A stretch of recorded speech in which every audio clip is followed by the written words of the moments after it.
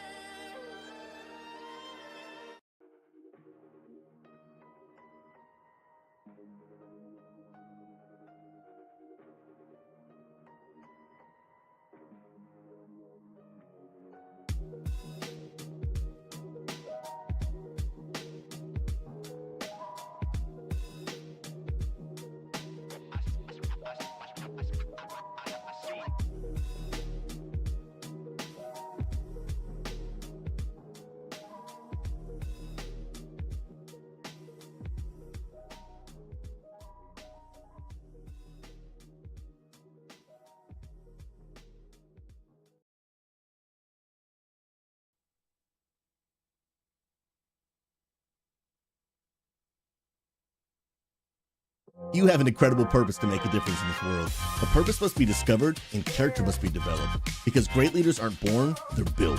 So get ready, gamers. It's time to level up. This is the Level Up Podcast. Well, what is up, gamers, and welcome to episode 4 of the Level Up Podcast. Weekly content devoted to helping gamers level up in their life, faith, and leadership. My name is Pastor Susie, and friends, it's good to be with y'all again. If y'all are watching live on the live streams, go ahead and spam some hype emotes in the chat. But a special shout out to all those who are listening via audio on all of our podcast platforms. Sincerely, friends, thank you for those of you that have been getting value and you've been sharing, liking, subscribing. I want to encourage you, keep on doing it. That's how we're going to get these messages out to more people so we can help more gamers level up and so we can continue to make an impact in the gaming community. Remember, the whole purpose of this podcast is the more that we grow, the more that we level up, the more that together we make an impact in the gaming community, but not just by one streamer, by one content creator, but by all of us together, choose to become people of influence that go out and impact the world. And today, friends, we've got a special one in store for all of you. Today, friends, we are going to be talking with the legend himself, AJ Valdez, the man himself, talking about how he used to own his actual own LAN center, hearing about his journey from America to Ireland and then unexpectedly back to America, and the lessons that he learned about the topic of this video on how you and I can learn how to continue to trust God even when life doesn't go according to plan. Now, hey, before we bring Pastor AJ on, I got a disclaimer for those of you that are listening by the way of audio. We can do our best to keep you guys up to date on what's happening on the screen in this one, but there are going to be some pictures being shown about the LAN center and a part of AJ's story. So I want to encourage you right now, unless you really want to listen via audio, I want to encourage you to come over to the YouTube channel for this one specifically so you see those pictures. But if you can't, don't worry. I'm going to be verbally explaining what's happening on screen. So if you're listening via podcast audio, you will be able to follow along just fine. But without further ado, ladies and gentlemen, bringing the man on screen right now, legendary AJ Valdez. AJ, how you feeling, brother? Let's go. AJ, praise the Lord, feeling good. It's good to have you, my man. Episode 4. You pumped to be here, brother? Yeah, I'm honored. Honestly, I'm honored to be here. Thank you so much for inviting me on. I count it a privilege to be here and to be with all the lovely people that are in chat, also that are listening later on. Ladies it's and an honor gentlemen, and privilege to be here. if you don't know AJ Valdez, the man is an absolute legend, okay? He streams once in a while because he has 74 jobs and 97 responsibilities, but when you catch his streams live, they will just put a smile on your face. This man exudes love, joy, and AJ, I'm better as a person because you're my friend, and I love you, brother. And I always want to bring people on this podcast who will influence the listeners. So again, we can go out and make a difference in the gaming community. But AJ, for those who don't know you, brother, tell us a little bit about you, maybe a little about your family, some of your favorite games. Who is the legend AJ Valdez, brother? Well, if you don't know about me, I'm named AJ Valdez. My real name. I'm not using a fake name here, but real name. My family hails from Los Angeles, California. That's where I was born, and I spent a bit of my life there until one day I went to Ireland. But I'll share more about that. But yeah, my family's from California. My dad and mom. I don't know if you want me to share about them, but they were living my dad was in gangs and stuff, and God just stepped in and turned his life around. And my mom got saved first, then my dad got saved, and it affected our whole family. Yeah. And then I grew up in the church, and it's been a journey. It's been a journey. I don't know if you want me to go deep into everything, but tell us. I can. We'll start with the small stuff quick. Tell us about maybe your intermediate family. You got any kids? Are you married, AJ? Oh yeah. Also me myself. Yeah. Married now. It's my beautiful wife Donna. Hey. We got married at 22. We've been married. It's going on. It's 18 years now. Let's go, dude. Let's go, man. 18 years. I'll get a phone call. I mean, just that. Not today. Not today. I've been married 18 years now, and two beautiful kids, Isabel and Sienna. Next year, my oldest should be graduating from high school, going to college. So, I don't know. It went by in a blink of an eye, just so fast. So yeah, really blessed though. Just my family and my wife. I met my wife when I went to Ireland when I was about 13. Started dating when I was 18. Got married when I was 22. So hey. God can make anything happen. Come on now. Now, AJ, the man behind the Valdez, he is multifaceted, pastor, graphic designer, video editor, website maker. Used to be a business owner, used to be a LAN center owner. We're going to talk about it. But he's also a gamer, my friends. This is a gaming podcast, right? We only let gamers on this podcast. Well, maybe we'll make an exception every now and then, but not today. Okay? AJ, what's one of your favorite video games of all time, brother? Well, World of Warcraft. I've been playing that since I guess the end of vanilla, like just before TBC. I started playing, and I've been playing it 20 years. Absolutely love the game. Once I started playing, I played other games. I guess one of my biggest influence, Metal Gear Solid. I used to love that game when it came out on PlayStation 1, and then Sons of Liberty, all the Metal Gear fans out there. But my real big game as well, like that's what got me hooked, like on gaming. That's where I spent 3 days straight playing that game. Like some days, a week's not even sleeping, playing WoW, and just sweaty. I was like 19, just had finished school. I just loved WoW. I couldn't believe there was a world like that in gaming. Oh, it's the best. You just explore and just so big, and just everything they put in it. I was like, how did they make this game? Just that was back then, but now it's to us, it's the norm, right, to this generation. Yeah, but back in my day, it was ahead of its time, brother. Ahead of its time, yeah. I couldn't believe the open world, just everything about it, like the crafting, I love crafting in it. I still craft to this day. That's how I make a lot of my gold. But it was just another level. So I really got into that. I got like a friend of mine from school actually introduced me to it. Ever since then I've been playing it. Like I've been on and off some 20 years, on and off. But it's one game that I always go back to and always get stuck into. Me too. It is also my favorite game of all time. And one of the things me and AJ share in common, for those listening via audio, I have a shirt that says Paladin, because Pastor AJ and I both play Paladin. I play tank. Yeah. He plays Holy, and Paladins for life. Now, I think the people are wondering a few questions about WoW, AJ. Horde or Alliance, brother? Which one are you?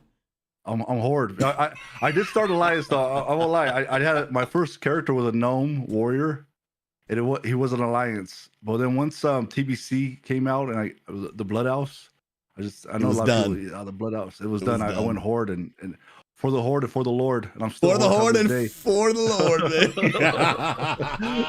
man. That's so good, man.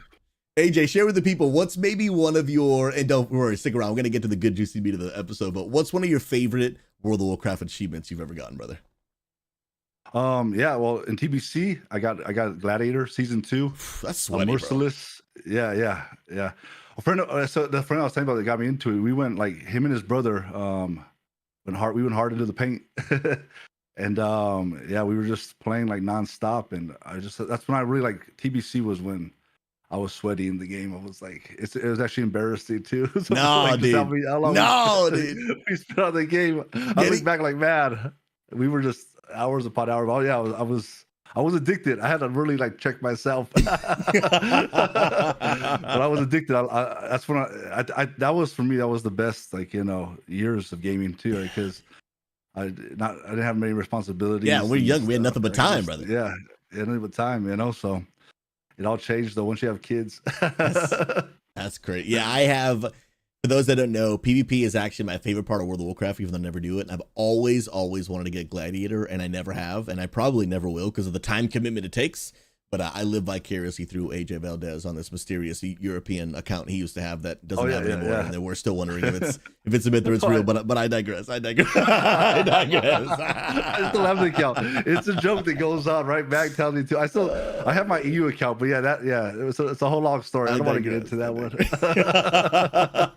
But AJ, we could talk about WoW all day long, and I know we've had some cool experiences. AJ actually and we did a TBC LAN center event one time in my house. house, flew a few people from around the country, flew into our house. We had a Burning Crusade LAN Center event. And I think for both of us, AJ, it's probably one of our favorite World of Warcraft moments, literally, of all time. Yeah, it was that of all time. the best. For me, of all time. The best. I've always looked for that. I had like, even though I had friends that played, I always looked for the community that especially when I found your stream, back in the day. And I always looked for the community, and especially to do something like that. I've never experienced it like that. The whole week we were just gaming, just able to chill and just unplug and just get stuck in, and just the fellowship, the time we had together.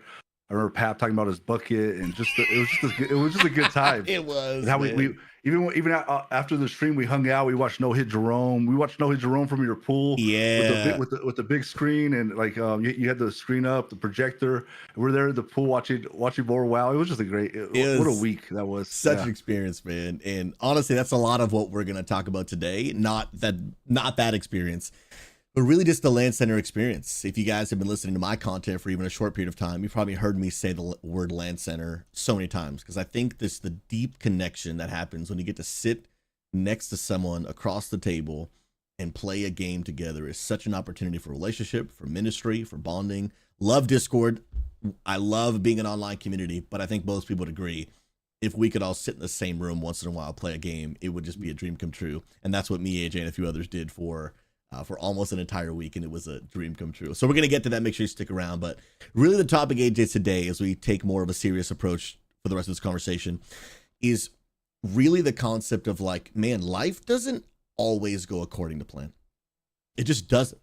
And oftentimes it can go opposite of your plans. Maybe some of you listening right now can really relate that, man, you plan and you plan and you plan, you have these hopes and dreams, but what do you do when it doesn't work? What do you do when everything you've worked hard for, either it fails or it changes, or you have to shut it down? How do we continue to trust God even when life doesn't go according to plan? And that's a big part of AJ's story that I've always been inspired by, seeing how many pivots in life you've had to take, some of them unexpected, and you just continue to have this faith and this perseverance that continues to trust God. And I think so many people are just wondering how. And so what I want to do, AJ, today is I want to pull back the curtain a little bit on your life, take you through a little bit of your journey that has led you to where you are today and how you've learned to trust God along the way. And so take us back real quick, almost even before you were born. I know you mentioned earlier about like your dad being in a gang. So like, let's talk a little bit about that. Like, how do we go from your father being a gang member to now you guys faithfully following Jesus to where you are today? Like, what was that journey, and how did you yourself become a follower of Jesus? Yeah. So I'll give you background. So from Los Angeles, California, my parents both were actually involved in gangs and addicted to drugs. Now this was before I was born, but when I was born, my mom gave her life to the Lord. She got saved. My dad was still like just messed up. And there's stories of my mom, like I know you shared last week with Mother's Day, and of my dad waking up and my mom praying over him. My mom was a prayer warrior. And she was just praying. Like, he's like, what are you doing? You know, because he didn't know. And she was just praying over him and really believing, like, for his salvation. It took a couple of years, I think like 2 years before my dad actually decided to give his life to the Lord. But my mom prayed and prayed, because he was into all kinds of madness and violence and drugs and stuff, really was messed up, was lost. And I hear his testimony, I can't, it's funny because I can't imagine my dad like that. Even going back to the neighborhood, we'd go back there and meet other people that know him.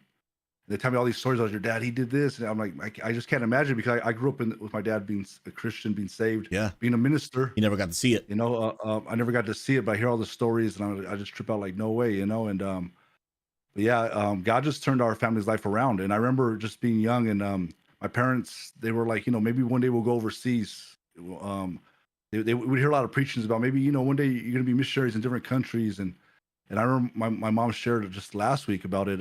My dad was they were in a service, and somebody said that maybe you're gonna go overseas. Some of you, they said, are seeing oceans right now. And my mom saw an ocean. My mom saw the sea, and my dad looked at her and said, You're not seeing no sea right now. That's what he told her. You're not seeing no sea right now, because the pastor said is so.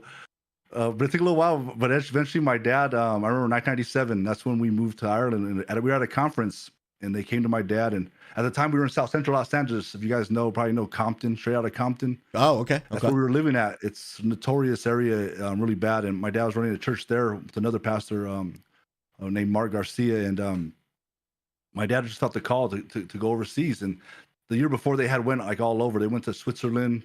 They thought maybe we'd go there. They went to Italy. They went to just all different European countries. They traveled all over just to see where God, was leading us. Yeah. But at that conference, they asked my dad. I said, "You want to go to Ireland?" And my dad's like, "Yeah." And I remember within 2 weeks, no lie, within 2 weeks after that conference, my dad sold everything we had. People coming to the church and they were just taking stuff because we were just ready to go. They bought our tickets to go take over a church that had been there. They had a few members, and fly out to Ireland. And I remember 2 weeks after that conference, we sold everything. Man. And the funny story about that too, we get there, we actually used to have to stop in London Heathrow, and we get stopped there by customs. Okay. They want to strip search us. They're like, "What are you coming over here for?" And my dad's like, "Look, we're coming to see. We're only on 3-month visa. We're coming to see." But the plan was to be missionaries there and stuff. And he told them we'll be missionaries, and they didn't want to let us through. And the guy's like, "No, I'm not letting you guys through." And we were sitting there, and they had us these forms to strip search us at the airport. We're like, I'm crying. I'm only 11 years old, 12 years old. I'm crying. Like traumatizing for a kid. Yeah. And like, we never even been that far. I mean, the farthest we ever been was Seattle, Washington. I told you we had lived a year there. My dad helped pioneer church for a year there, but my sister didn't like it. So we ended up moving back to LA. But anyways, I had never traveled that far anywhere, like 12 hours on a plane, you're jet lag, you're in a foreign country. And anyways, they stop us. They're not coming through. And, the guy gets off his shift. Another guy comes on and says, "Why did he stop you?" My dad's like, "I don't know why." My dad was actually getting upset with the guy. My dad's like, "I don't know why." And the guy said, "You know what?" He stamped our things, and then we got through to Ireland. He's like, "You know what? Go on through." So that's Lord. The Lord just, kept on opening doors for us. But the culture shock of getting there, if you've ever been overseas, to go overseas and visit somewhere is one thing, but to actually go overseas and say, "This is it, you're living here." Yeah, bro. Yeah, it's a whole nother thing. And I remember getting there. Me and my sister were crying. We went to a place called Tala. It's it's a notorious area too. It's like a mini Compton. Oh wow! It's a real bad area. So we went. That's the church that we grew up in. Was like we ran recovery homes. We worked with inner city, and that's like my dad's background. Ex drug addict, gang member, had even went to prison for stuff that he did. Sure. And we God turned it all around, and that's the people that we then reached. That we would go into inner cities and reach and basically open our homes and bring people in off the streets to live in a men's recovery home. And so that's what we went to Ireland for. So the culture shock of it, I remember telling my dad, I'm crying. I'm like, I want to go back home. I want to go back to LA. And I'll never forget, because he says, "Son and daughter, my sister, she's a bit older than me, this is your home now." And it's just like, the reality of that setting in, and it was just totally different. But we just did it. We've always been that, my dad's always been like, wherever God calls us to, we want to step into. And we were 22 years over there in Ireland. My goodness, bro, 22 years. Missionaries. Usually missionaries only go for like 5-10 years. But 20, I never thought I'd come back. And dude, that kind of takes us to the conversation we're going, because I can imagine you are 11 years old, child, and you do not expect to literally leave the continent in which you grew up in and move to an entirely new, different land. And again, like right there, like this was not my plan. Now, obviously, as an 11-year-old, you don't get to make many plans because you're in your parents' house. But then now you're in Ireland for 22 years, and you're an adult. You said earlier you went over there. That's where you met your wife. You get married. That's where you start having children. That's where you're starting your life. And kind of like you mentioned, you're like, yo, this is our plan. Like, we're gonna stay here. We're gonna do life here. And then what we're gonna come back to later in this episode is like, then God just throws a wrench in all that, and things change for you, kind of getting to where you are today. But again, we're gonna walk through the story together. But what I want to talk through a little bit, AJ, and I think what a lot of our listeners want to hear about today, is like, while you were in Ireland, this man starts his own business that started off really as a printing shop, and then actually ended up becoming like a full-blown LAN center. Now, I got to give some context to this, okay? Because I've known AJ for years, and I knew AJ owned a print shop. Like, I knew he had this print shop, and that, like you could probably see in the stuff behind him, he still does this till this day. Like, he does graphic design, he makes websites, he prints shirts, he does flyers. Like, anything you need, he can probably make, and he can literally do in his house. But he had a shop in Ireland, and I knew this. And then it wasn't until years later, AJ, until I already knew you, that I knew what this print shop really was like. And brother, like it was no print shop, brother. Like sometimes I'm like, yo, this man was like the mafia with like a secret business in the back, but like the front business is what it was all about. This man had a full-blown LAN center. He did his printing in the back, but in the front, and you're gonna see pictures on screen. And again, for those who see the audio, we're gonna go and describe. But this man literally had a LAN center, and I didn't know it. So what I'm gonna do right now is show on screen, and what you're looking at here, this is the front of his shop. This is in Ireland. We're gonna let AJ kind of walk us through the story. And obviously nothing's in there. This is just an empty, there's no sign. And AJ, I mean, I want you to just walk us through, and I'm gonna be showing some pictures on screen. Man, like, how did this even begin? Like, how did you get the idea to have a print shop that had a LAN center in the front? Like, walk us through that journey, because I find it so fascinating, bro. Yeah, so the journey actually it all goes back to church. When I started designing for other churches. Yeah. And I seen a need. Like you always look at the need. You know, what can I do? How can I use my gift, Lord, to honor you, to help build your kingdom? And so that's when I actually started printing for other churches. I actually started out with a little cutter. I started doing T-shirts like just like this. Yeah. For churches, and it just started to grow and grow and grow. And then got in to give me a bigger printer, even that one. I had that one. I had like over $150,000, $200,000 worth of equipment. Wow. 200,000 worth of equipment, printing equipment, Xerox machine, wide format printer, laminator, guillotines, embroidery machines. Like God did all this. I'm just this little Mexican Irish kid from South Central Los Angeles. They told my parents, that kid can have learning disabilities, dyslexia. It's hard to read stuff at times. All messed up, right? ADHD. You can't pay attention for long. I was terrible in school. I'll be honest. I barely graduated. Yeah, by the skin of my teeth. Me too, Made it out, right? It was so hard to focus. But from just honoring God with my gift, God began to add all these things onto me. And I remember being in the church. We had this big building. I think I was sharing with Pastor earlier how much like the rent was on it. And what ended up happening was I ended up losing I was a licensed minister. I got licensed at the age of 22. That's all I ever wanted to do was preach God's word and share the gospel, you know, with the world. That's all I want to do. That's why we went to Ireland. That's why that's everything. I want to honor you, Lord. Yeah. And what ended up happening was with our church, things happened, leadership split, and we couldn't afford the building no more. And the first one to say, I knew they could no longer afford to pay me anymore. I was like, look at Dad, I'll step down. I'll still do my duties, you know, what I can, but I got to start making money, provide for my family. At the time I had Donna and the kids. And that was a big, that for me, that was big, because that's all I ever wanted to do, right? Ministry. But then God gave me this gift too, that I can, provide for my family, and also help the ministry. And at the time, the church then couldn't afford to pay me anymore because they were downsizing. They were going from a big building that was two units, I forget how many square feet, to smaller. And so God began to put on my heart, you can do this printing business. And that's where I started to grow the business, and I started growing clientele. And I said, I should have a shop. When I got the shop, I was thinking, man, like, how can I make this good? So I the computers, the PCs and the Xboxes, I went to a friend of mine. He owned a guy that I knew from the area that opened a gaming shop, it's like GameStop, but it was called Player One. Okay. I went to him. I said, like, I need 10 Xboxes. and so he's like, I said, give me the best deal you give me. He's like, I can give you a better deal on the games, but not on the Xboxes. And so I bought 10 Xboxes off him. Got monitors at a really good price. Those are all PC monitors. They have no speakers on them. You've seen the pictures there. Oh yeah, I began to buy stuff too, Magic the Gathering cards and all that. I began to buy all that stuff. But that was like later on as we began to build the shop out. Yeah. And then the printing was still going. I was still doing the graphic design while I sat there, and people would come in. They would use the computers. We would do tournaments on the weekends. And I started getting more figurines and stuff. We got pop figures. I got, this is the printing right here. I would print wraps for tables and stuff, or and pictures. But I just, God gave me a love for gaming at a young age. It was something that, like, especially moving to a different country. Yeah. And not knowing many people, I started gaming, right?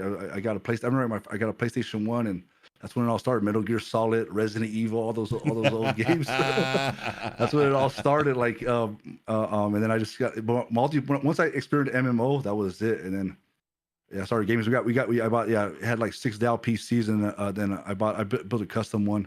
But that was the shop right there. You can see like the Xerox way in the corner.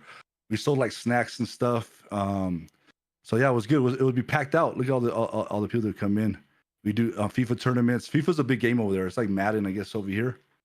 So it's a big game over there. So yeah, we do that. But that's how gaming. I loved it. And so even before this, I did LAN events at the church and stuff. And people would be like, "Gaming's of the devil." I'm like, look at what it's bringing in. Yeah, look at all the people, man. In. And then I was showing Pastor Susie's stream too. I was like, how could this be the devil when there's life getting changed? Yeah, those were late nights right there. A couple people in there. Those were all nighters we would do in the cafe. Up all night gaming, baby. All night gaming, yeah, from guys in the area. Yeah, so that's what we do. League. I wasn't good at League though. I get beat all the time, and I won't play League anymore after Irish had that experience. He got all mad at me. I'm not good at the game. I told Irish I wasn't good at the game. Anyway. Oh, that's hilarious, man. And so AJ, for all of us listening right now, most of us right now are gamers, but how did you even get the idea? Like I'm showing a picture on screen right now of like some of the printing that he would do in the back of the shop. But then, like, what made you have the idea of like, hey, this is a printing shop, but let me just like quickly just throw together a LAN center in the front of it, like, because those two, like, they don't belong together, right? They don't go together. Yeah, they don't. But those are the two things that I like, and I'm like, how can I merge these two things together?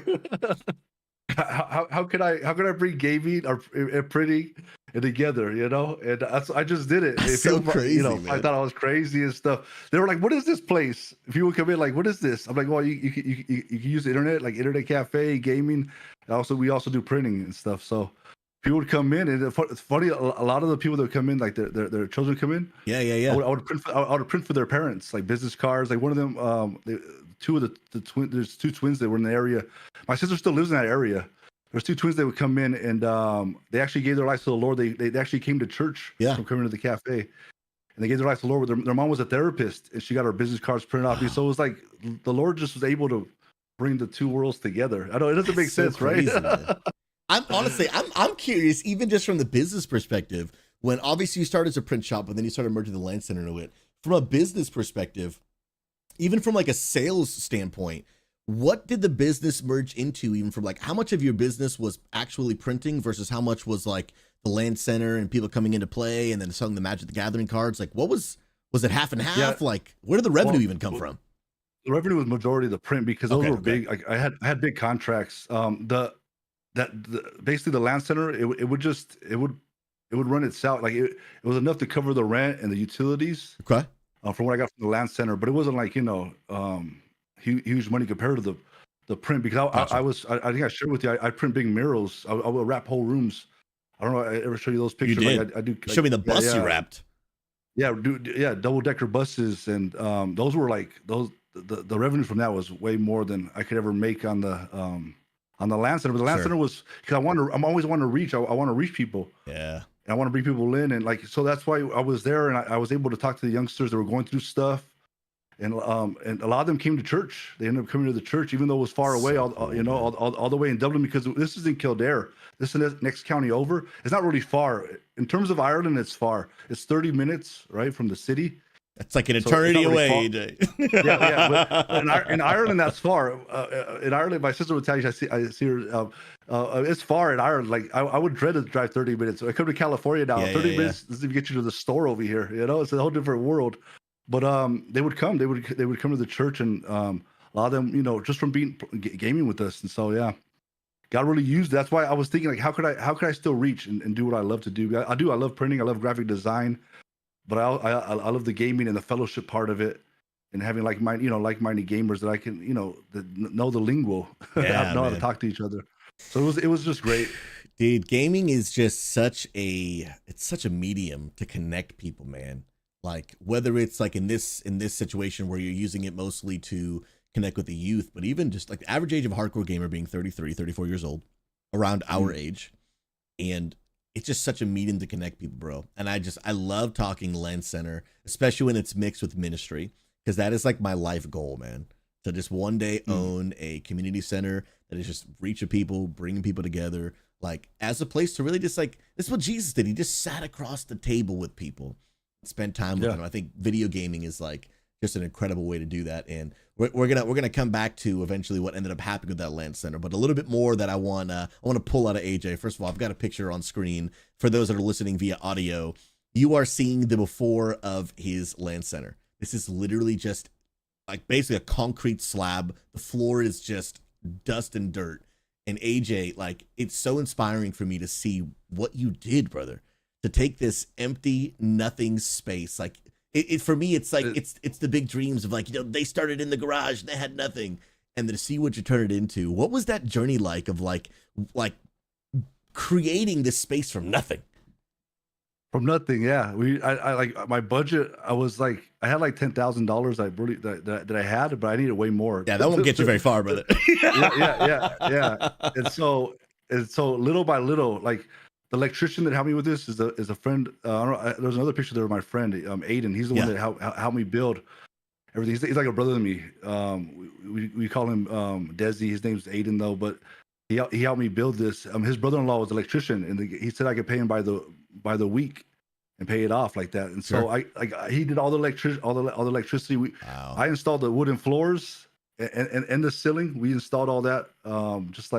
We didn't even know what we were doing. We just got the instructions and just didn't even know the ceiling suspended. And so we just little by little. Those tables are from IKEA, right? Yeah, like, baby. IKEA.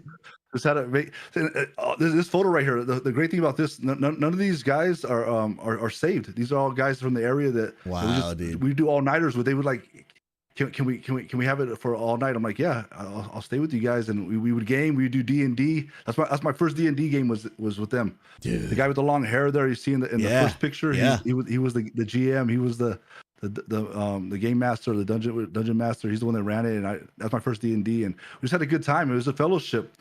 And some of them would go out. They would smoke, so they would go out the back and smoke. They couldn't smoke in the shop, and it's just like just to be around people and just to be a testimony. That's all I wanted, because I really I know God has so much for them, like peace and strength, and I can't keep that to myself. And that's why I created the LAN center, and the gaming, because I want people to know that there's a God in heaven who loves them, that has a plan for their life, Dude, and that gets me so pumped. It gets me so pumped, AJ, because you mentioned like, hey, all these guys in this picture, like these people weren't Christian, didn't go to church, but we're sharing the love of Jesus with them through video games. And I love that. A lot of people don't know really the story of like, before I got into started streaming, before I even knew streaming existed, I was feeling in my heart like I want to connect with gamers. And I actually went on my Facebook page and I surveyed 100 gamers that I knew, whether it was through Facebook groups I'm in, people I went to high school with, 100 specifically non-Christian gamers. And I shared an idea, honestly, exactly like what we're seeing in your pictures, AJ. If there was a LAN center where people could come and get some coffee and play games together and hang out, but I put it from this perspective, but it was affiliated with a church. Like, would you be interested in coming to be a part of? And not a single person out of that 100-person survey. And I asked her, like, please be honest. Not a single person said no. I got all kinds of responses. Some of them were like, hey, man, this sounds super cool. I'll definitely check it out. Some of them are like, oh, absolutely. Like, that's fantastic. Some of them are like, I'm a little turned off by the whole church thing, but the LAN center sounds pretty cool. So I did at least give it a chance one time. And I remember a few people said this to me. I never forget it. This is the only way I would ever interact with a church in my life. And I just remember, dude, that hit me like a ton of bricks, man. And that's, AJ, that's exactly what like you did, bro. Like you like, he's already done it. Some of y'all hear me talking about this idea all the time, and it's like, you don't know that like AJ already, like he's already done it. Obviously a little bit different variables, but like he did it and he built it from nothing. Yeah. Little by little. Like when I see that picture, this one of just the empty shop, and I'm like, dude, you had vision. Like God gave you vision, and you put in the work to make it a reality. And I'm inspired by it, AJ. I'm so inspired. And I just hope that anyone is listening right now, this isn't even the point of this episode, but I just pray that God gives some of you vision on how you can just use things that you love and your passions. Most of it's is going to be gaming, on how to just connect with people And AJ, tell us a bit more about this as we continue on your story, because with this next picture I'm showing, this is not his LAN center. It looks like a LAN center for those who's in audio, but this is actually an event that AJ used to do. AJ, tell us about the events he used to run that would bring all these gamers in, these tournaments you'd run. I think they're so cool, man. Yeah. So even this was actually the year I started the LAN center. We had this event. We had ones before in our church. Yeah. Because there was a need. People were always asking for Call of Duty events in Ireland, and there was a thing called boards.ie. And I met two people on the boards. A guy named Kevin, and he's a great friend of mine. He's the one that helped me do this because he was connected to the COD community. And then another guy named Dara, and they were connected to the community. And so I said, like I have a space. We had the church building. I have a space to run a tournament. I need people that know the community. I wasn't really. I played COD, but I wasn't like in the community. Sure. So we ended up starting the church. We did the first one. It's called Dub LAN. The first one was called Dub, like LAN, LAN. Yeah, that's cool. Instead of Dublin, and like 300 people came. It was packed out. It was like, what? Dang. And one of the youths that I met there, it was a powerful story. You'll see, he'll come in the chat too. You'll see him in chat. He comes to your stream. His name's Spuddy. Oh yeah. Yeah. His name's Dara. I don't want to. It's all right. Dox him, dude. No. But what happened was his mom used to come to church years ago when we were in a small little unit, meeting in a unit, and he came back to the church through one of the LAN events. Through the first one that we ran. I didn't know it was him because he was only a little baby, and God brought him back. When his mom came to pick him up, right? Because he was like, she came to see what the event. And I was like, hey, Samantha, he was a little baby that had to come to church. It was crazy, but God gave us the ability to do these LANs, and then this is one that we did at a hotel. It was sponsored by Monster. Monster Energy drink sponsored it. They brought pallets of free Monster for everybody. All we had to do was put their logo on every monitor. We had to put I printed that blank check. I printed that was their backdrop, but we put all that camouflage up. Because they only started getting to esports back then. This was back in 2013, 2012. So they only started getting into esports, Monster. But now like every year they're like, we're gonna increase the budget. And all I would do is I just share my testimony there. Like I wouldn't force my faith on nobody. But I just share, there's a God in heaven who loves you guys, and people would ask me questions. I heard you're a pastor, and that's all I would do. I would just share my testimony. But the events got bigger and bigger. More people came in on him. AOC sponsored all the monitors. Just God, it's like just wild. Just God stepped in, yeah. Wild. And that was one of the last ones I was able to do, and then I started really diving in because I didn't have that much time. Because those only those were like hard to run. Those were a lot of money. You had to rent the hotel. You like break even on those, and so it's really hard to even lose money on those. But yeah, God just made a way, and those events were really fun. That's where it all started out too, because I was like, how could I give value to the gaming community? In Ireland, they were crying out back then for competitive esports and stuff, and there was nothing. So I was like, man, Lord, let me use my gift to honor you, dude. And I'm hearing this story, and I've heard most of these details prior, obviously, but many of you listening for the first time. And first of all, it gets me pumped. It gets me so excited. Then I can imagine many people wondering are like, hey, so you hear your story, born in America, go to Ireland, and you start what really seems like an awesome life. Successful business, using that business to offset costs of this great ministry that you're doing. I mean, fantastic. And then as we talk about this topic, we're like, when life doesn't go according to plan, now AJ, you're back in the States. Like, how do we, like, where's the LAN center? Like, what happened? Like, walk us through a little bit of that journey. Like, what then brings you to abandon all of that? Like, what you probably was your dream come true. Yeah. Now back to where you're at that. When life doesn't go according to plan, like, how do you go from that to where you are now? It wasn't an easy decision. My sister still lives in the town too. Like that town, we were like close to each other. She got a brand new house in that area, and I miss my sister so much. It wasn't easy. God began to put on our heart. What happened was 4 years back here where I'm at, there was a fire, and it really affected my grandparents. And both my grandparents actually just before the fires happened, they both had strokes. So my dad had to fly back, and he was coming back. And then even when the fires happened, we couldn't get a hold of my grandparents. They were over here, and we didn't know where they were at. They were safe or not. And my uncle is far, far away, my other uncle. So my dad said, "Look, I'm gonna end up probably going back to the States because you need to take care of your grandparents." And then and me, I was like, I don't know yet. I have it good over here. I have this business, and the business was starting to like it was good income, and I had more clients up till the day, like the 3 days before I was still printing stuff. People were still wanting stuff printed, like 3 days up till 3 days, and before I flew back. And even to this day, I get people calling me from Ireland, sending messages. Are you still printing this stuff? And some of them I still design for. It's a long story, but it was successful. But God began to put on my heart again, just like I guess He did with my father. And the funny thing is, we were around the same age as my dad when he moved to Ireland. Oh wow, I actually didn't know that. Yeah, and me and Donna and I, we only figured it out when we were like, man, you were this age when you went to Ireland. We were talking about it. It's crazy. But God began to put on my heart. I began to have dreams again about America.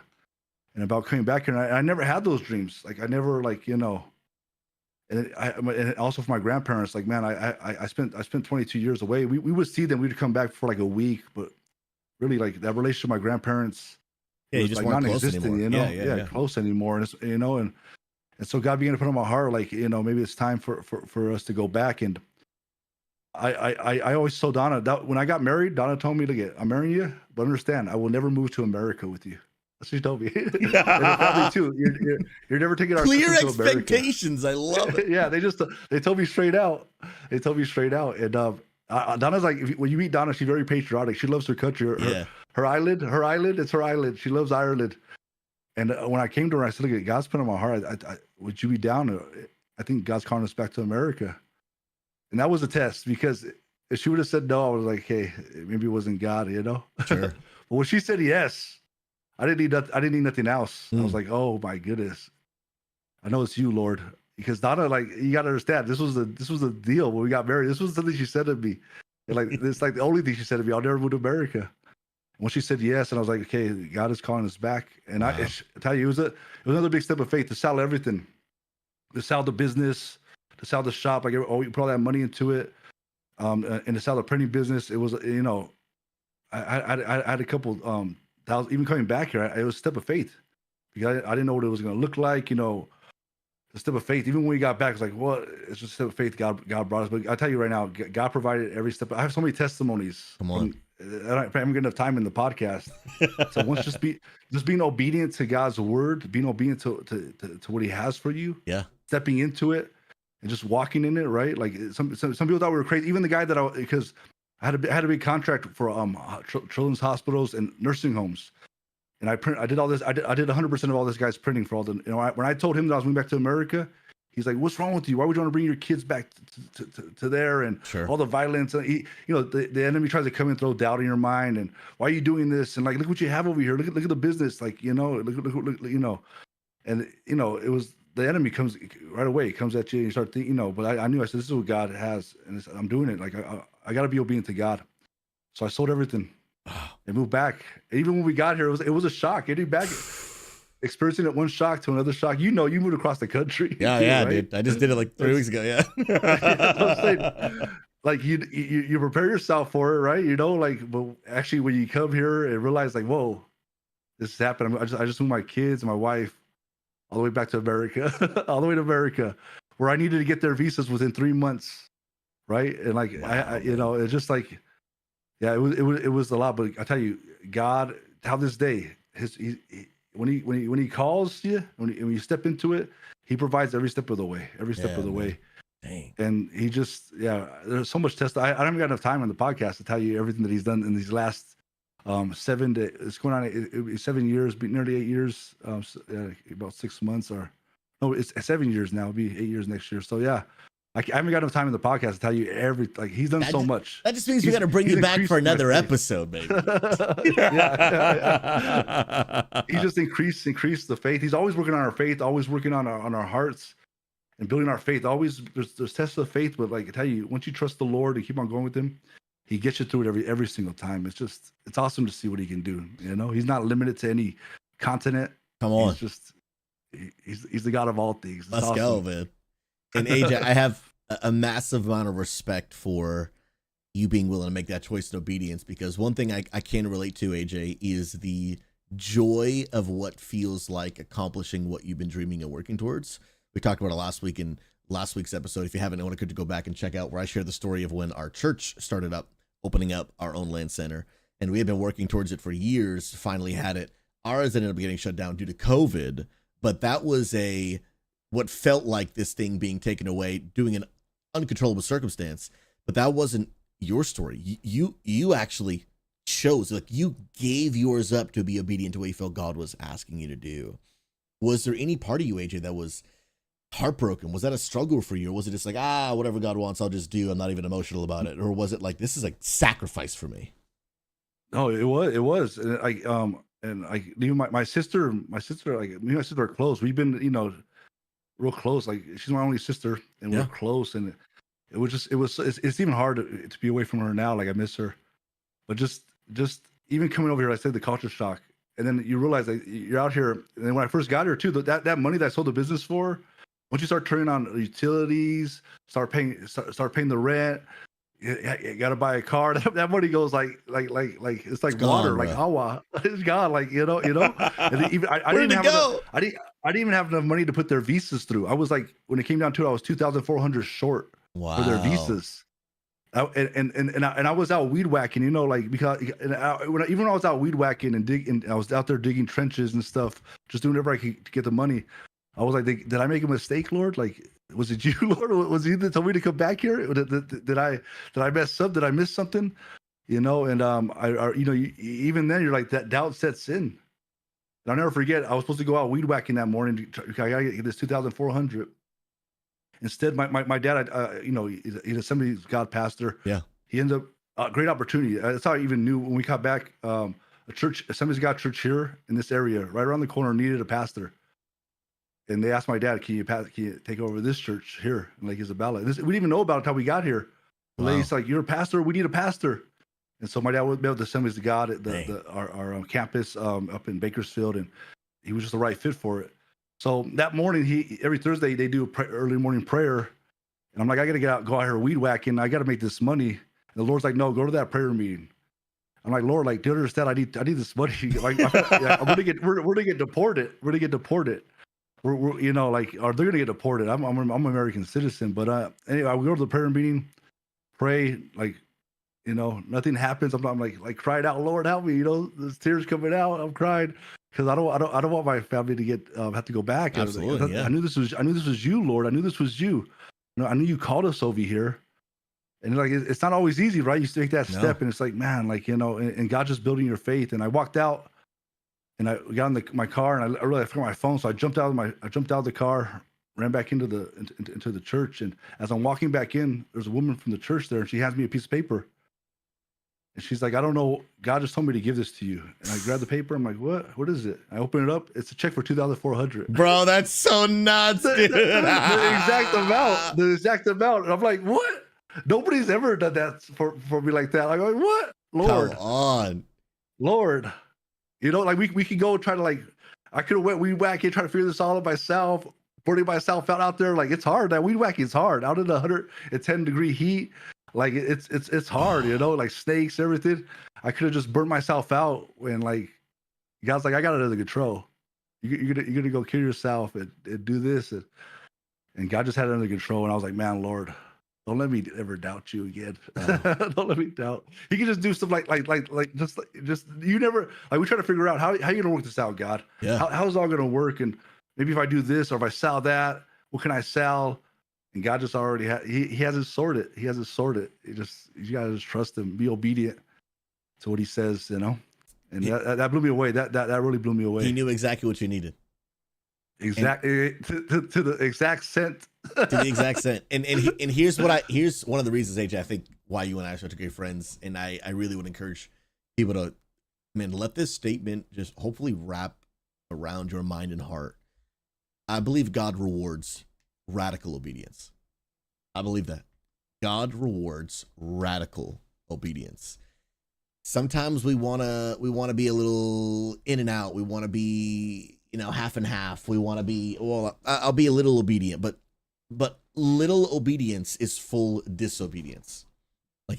Like God oftentimes will ask of us radical, sell the business, like sell the LAN center, move your entire family to another continent that your wife thought she would never want to go to, that you didn't even have the finance to be able to do. And he provided and he blessed the radical obedience. There is so much blessing, fruit, joy, peace on the other side of obedience. Now, I didn't say on the other side of obedience is always good and easy, but God is storing up for you, AJ, eternal rewards. And bro, as someone that does my best, I'm not perfect, to live radical obedience this way, bro, people think you and I are crazy, bro. Like they just don't understand, like this doesn't seem logical or easy. And again, I'm no way insinuating that Christians should just go out and make stupid decisions.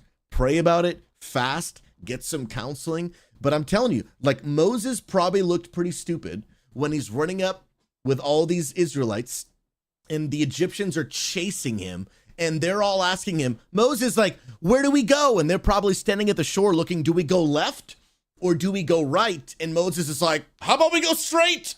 You know, how about we just go through the water, dude? And like, it's like, that's not even an option, bro. And the Lord's like, if you trust me, I'll just make a way. I'll split that whole ocean right in half.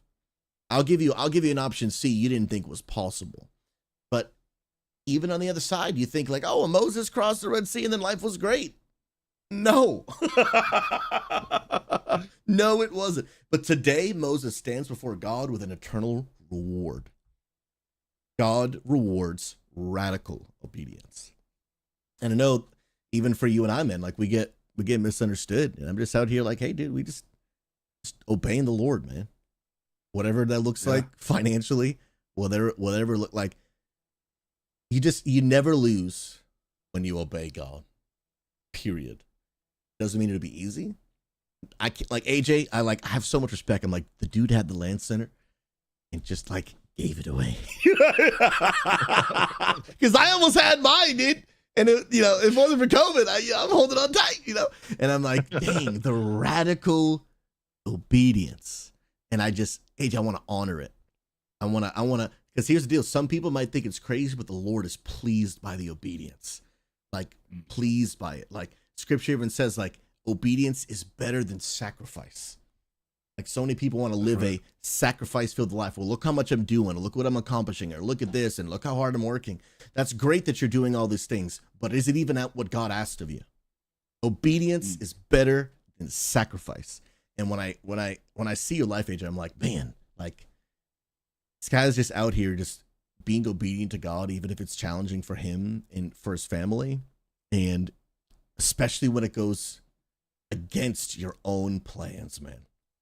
So as we begin to kind of wind down episode 4 of this podcast, AJ, kind of bring us back to, it's a question I'm so inspired by you. In all of this, man, it wasn't part of your plan to even go to Ireland in the first place. Definitely was not you. Definitely was not Donna's plan to come to America. How have you, all these years later, AJ, how have you just continued to trust God even when life doesn't go according to plan? Yeah, I got to remind myself of his faithfulness. Yeah. Of his goodness. It's like we look around and we compare ourselves to other people. I look around. I have my cousins. They're similar age as me.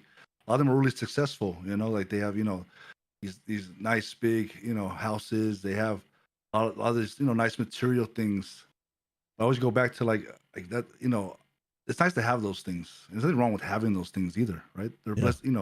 God blesses, but God gives and God takes away. But you got to be willing though when he says, hey, I'm calling you to give this up. I'm calling you to do this for me.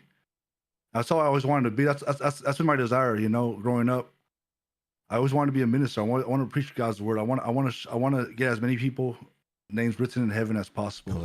If I could be that testimony. And even that, I really believe like if I didn't come back here, I probably wouldn't, because the time difference between your stream and everything. I watched your stream. I probably wouldn't have got so plugged in as I have. Yeah. I knew God had something for me in this ministry, and because He brought me here and He brought me to a time where I can take the time and really see like, man, what God's doing and what He was setting us up for, and like this is only the start of what God wants to do. We're walking in obedience. We just see what he does. I've seen Him do, like as I'm saying, I've seen Him even with us with our building in Ireland, and And we put over $500,000 in that building, and it was $9,000 a month. And we didn't do it. I'm just this little Mexican Irish kid. My dad, I love what he ex gang member from the streets of LA. Yeah. Just with an obedient life, just say, God, like, here I am, just use me. And that's all we've ever done. Like, you know, we haven't got it all figured out. Even now, like, he's got me printers. I got printers again. The Lord's done this. I go to the bank and they're like, no way, Jose. They're like, you know, but God opened doors. I got this printer, I got 3D printer, I got laser cutter. This is nothing that AJ done. You look in this room, you think, oh, it's real nice. He must have a lot of money, or all I have is everything I have is God's. And he's giving me all this stuff. It's all glory to him. I've just walked in it. I've been obedient to him. I trusted him. I go to him, you know, that relationship with him. It's key. It's so key in our lives as Christians, as leveling up deeper with him. He's always calling us deeper. He's always working on our hearts, just deeper with him, and see what he can do with your life. Yeah. Just a life like they told me. I go back to a lot, but they really told me in school. It really affected me because I started thinking, man, I'm never gonna do anything. They told my mom, like, that kid's never gonna do anything. He has too many disabilities, learning disabilities. He's not gonna be much, you know. Like I started listening to those lies, but then I started saying, no, what does God say about me? And just like David in that shepherd's field, when you reject, that's why I relate a lot to David, because I was that little boy with my guitar, just playing my guitar all the time. My sister's in the chat today, and she'll testify to you, because she's like, shut up, stop playing that guitar. Constantly played, and we, we're siblings, so I used to get on her nerves. Sure, absolutely, yeah. And that's all I did. I just got closer to God. I would just play. Can't even sing. You won't hear me sing, but my time with God, I sing. Right? I sing to Him, and I just spent time with Him, getting closer to Him, deeper, and that's kept me. That shepherd field experience, right? That obedience to God is better than sacrifice, which you said earlier. Yeah, it really is. Like, you see the life of David, the obedience, a man after God's own heart. And that's ever I always wanted to be. This material stuff's all going to fade away. It's not going to last. We can boast in all this accomplishments that we've done, but ultimately, what have we done with God? What we have done with His Word, with His Son? Have we been that testament? That's all I've ever wanted to be. I want the world to know there's a God in heaven who loves you. The King of Kings, the Lord of Lords. He wants to know you. You know, like, just don't miss out on the relationship with Him that you have every day. And as you walk in that, God begins to add stuff onto you. That's what I'm saying. Like, other stuff I don't deserve, He added onto me, and I want to build His kingdom with it. That's why I print for a lot of churches and a lot of ministries, because I want to use my gift to honor God. Right, some of you are so gifted. You can talk better. You have better vocabulary than me. I stutter a lot. Probably, you have a gift that God's giving you. See in God's hands. See what He can do with it. It's unreal. I never thought that was possible. I never thought. God brought me all over the world. He brought me back here. He's done so much. He keeps on adding on to my family and to my life, and it's something that I've done. Nothing that I've done. Yeah, man. And our church would say it this way: discover your purpose so you can make a difference. Amen. And AJ, we'll have to bring you back, brother, for another episode, because I think maybe we'll just have to do an episode where you and I just share testimonies, what we've seen God do, man. Because as we talk about the topic of trust, what I've heard from you so many times is just repeated stories of whether it's hardship or unexpected change of plans, and then God just does another thing of beauty in your life. It's been the same for me. Unexpected hardship. Sometimes it's my own bad decisions, and God has to clean up my mess. But it's just a repeated, continuous source of God doing what He does best. And for some of you that are listening right now, maybe that hasn't been your story, where maybe you have had your things go not according to plan. Maybe you've endured some hardship, and you're kind of wondering, like, how can I trust God when things don't go according to plan? And here would be my encouragement to you, is that trust is earned over time. And what I mean by that is, let me be very clear. God is already trustworthy. He's already trustworthy. But He understands that you're a human. Like, when I first met my wife, AJ, when you first met Donna, like, we didn't know them. Like, no, I was not about to give you my social security number. No, like, if Amanda, this pretty blonde who I didn't know, came up to me, was like, yo, can I get your debit card and go use it? I'd be like, heck no, lady, who the heck are you? But then years later, now obviously, like, we share a bank account, and she could walk out tomorrow and just spend all of our money and it'd be gone. Our life savings just down the drain. But I know she's not going to do that. Why? Because over the years, she's earned my trust. We've earned each other's trust. But here's the deal. Amanda was always that trustworthy.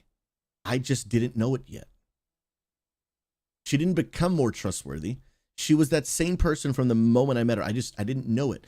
And many of you just don't know him yet.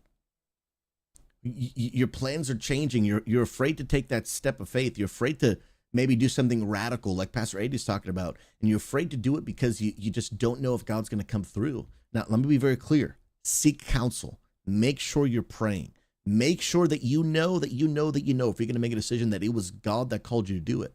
But if you're already there and just afraid to take that step because you're like, dude, is God going to come through? Here's what I would say to you. Put him to the test.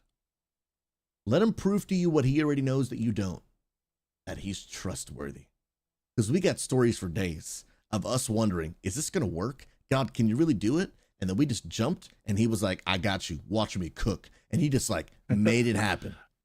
And for a lot of us, like your blessing is on the other side of that faith step. But you're wondering, is God trustworthy? All we are is two men who can tell you, after so many times, I've given up on wondering if he's trustworthy because he just keeps proving me wrong every single time. He just keeps proving me wrong. I'm like, God, can you really do this? He's like, bro, you haven't seen the beginning of what I'm able to do. And so we just challenge you. Two just ordinary men, not that smart. AJ, I also barely graduated high school. I graduated with a 1.7. Well, that's bad. That's not good. 1.7 GPA. And today, man, we're just thankful that we get to be part of men being used by God to make an impact in people's lives, but not because of what we can do, but because of what he can do through us. Amen. And he can do it through you. And when life doesn't go according to your plan, just keep trusting him anyway. Make sure you're making wise decisions and you're seeking counsel and you're taking time to pray. But just like the life of Pastor AJ, when life didn't go according to plan, God came through, because ultimately life might not go according to our plans, but if we're trusting and following him, it will go according to his. He will guide you, lead you, and direct you. And if you want to level up in your faith, if you want to be able to go from level 2 to level 3, it might be on the other side of you taking that leap of faith you've been afraid to take because you're wondering, can God do it? It's up to you to make the choice. But all I can tell you, you put him to the test, he'll show you he's able. He'll show you he's capable. I've seen it. AJ's seen it. We've seen it. I believe God is able to, the Bible says he's able to do exceedingly and abundantly more than we could ever ask or even think or imagine. And AJ, thank you for being a living example to our community, our friends, and our people on what it means like to radically obey Jesus and what it looks like, man, to just keep your chin up, keep your faith high when life doesn't go according to plan. And even today, AJ's like, man, you know what? I'm in a difficult season right now. Life's not going according to my plan in real time. But the Lord is making a way. The Lord is faithful. Amen. And the Lord is good. Pastor AJ, you're absolutely a Giga Chad next level legend. If you're watching on Twitch right now, spam the Godly Chad emote because that actually is AJ. He didn't just make the emote. It's actually him. He's a legend. Ladies and gentlemen, if you haven't already, be sure to follow twitch.tv/AJ Valdez. He streams on me, once in a while. But when he does, it's an exciting time. He plays World of Warcraft. Hit him up in the Discord. If you're part of XP Church, he's one of our pastors. He's a legend. We love him. We love him. AJ, thank you for being a guest on our episode today. Thank you for being a man of God that inspires others. Thank you for living a life worth following, brother. We appreciate you, man. We'll catch you in the next one. All right, AJ? Much love, brother. Well, friends, I got to say a massive thank you for checking out episode number 4 of the good old Level Up podcast. Again, weekly content devoted to helping gamers level up in their life, faith, and leadership. And if you haven't already, I encourage you on YouTube right now, let us know in the comments what was your biggest takeaway. Subscribe to the channel, but wherever podcast platform you're listening right now via audio, please do us a favor. Go ahead. If you're getting value, if these have been a blessing to you and you want to see the message get out to more people, why? So we can develop more leaders, because that's how we can multiply and make the biggest difference in the gaming community. Not through one streamer, not through one stream, but through a bunch of gamers learning to level up so we can live a life of influence and change the world around us. You can do that by simply liking, sharing, favoriting it, giving it a 5-star review, or maybe 4 if you feel those 4. Let us know how we can do better. Give us the feedback. But seriously, friends, check it out, support the content, and we'll let you guys know next week, same time, same place.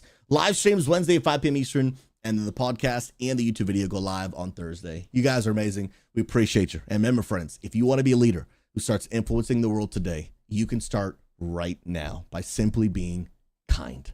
It costs you nothing, but it'll change everything. I appreciate y'all. We'll catch you in the next one. All righty, ladies and gentlemen. Podcast episode is over. AJ, you want to say hi again, bro? Look at this, man. Now he's live. Look at this. Look at this legend, dude. Look at the finger guns right there, baby. my sister's in chat. That's what my sister's here. Wait, which one's your sister? Lena Valdez Ryan. Hey, Elena, welcome. Yeah. Is she the one that used to yell at you when you play guitar? That's right. Yeah. Legend.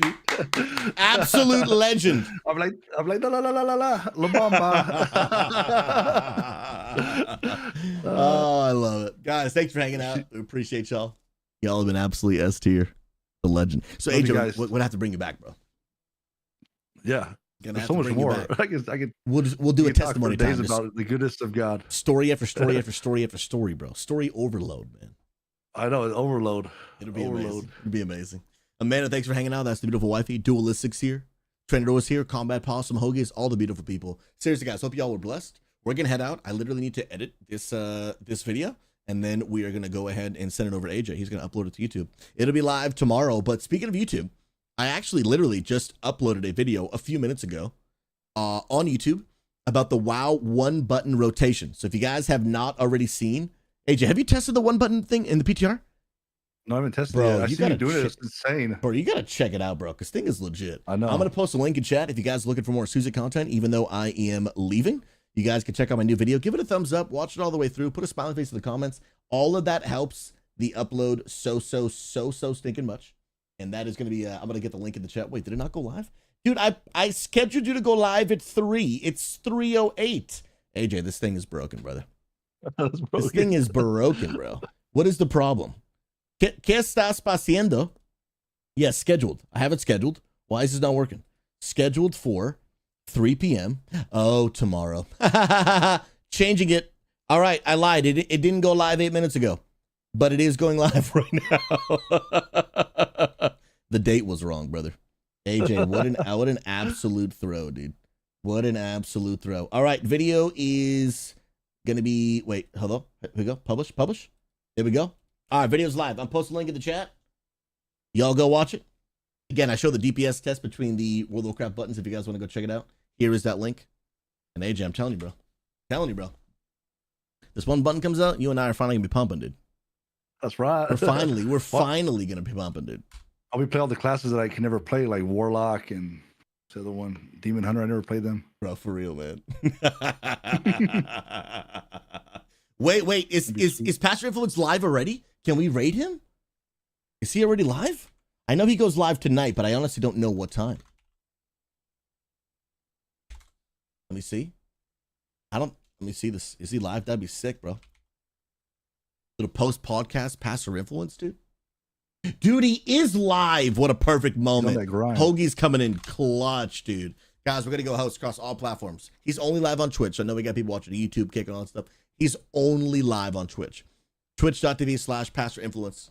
Dude is a legend. AJ, we love you. All of you, we love you. I'm going to go edit this video. Y'all be blessed. I'll be back my normal stream tomorrow, Thursday, 11 a.m. Eastern, playing some more World of Warcraft. I appreciate y'all.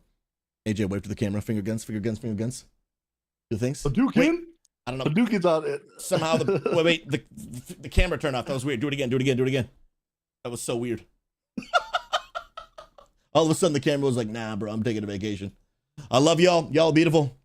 Love. Catch you in the next one. Peace.